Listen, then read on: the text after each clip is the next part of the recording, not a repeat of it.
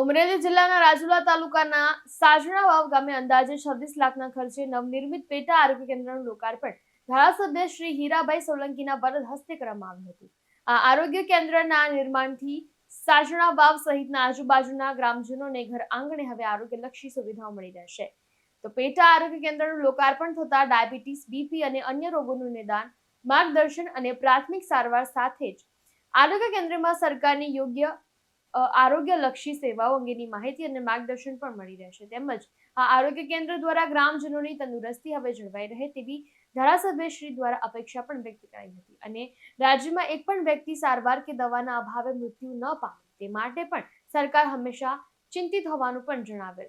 તો આ કાર્યક્રમમાં જિલ્લા પંચાયત સભ્ય શ્રી વિક્રમભાઈ શિયાળ, તાલુકા ભાજપ પ્રમુખ ધીરુભાઈ નકુમ, તાલુકા પંચાયત પ્રમુખ ધીરજલાલ પુરોહિત, તાલુકા પંચાયત સદસ્ય કનુભાઈ કલસરિયા, તાલુકા ભાજપ મહામંત્રી મુકેશભાઈ ગુજરિયા, ઘનશ્યામભાઈ સાબલિયા, સાજણવાવ સરપંચ શ્રી પોપટભાઈ જોગરાણા, ઉપસરપંચ નયનભાઈ સોઢવડિયા, તાલુકા આરોગ્ય અધિકારી ડોક્ટર નિલેશભાઈ કલસરિયા સહિતનો આરોગ્ય સ્ટાફ અને ગ્રામજનો ઉપસ્થિત રહ્યા હતા.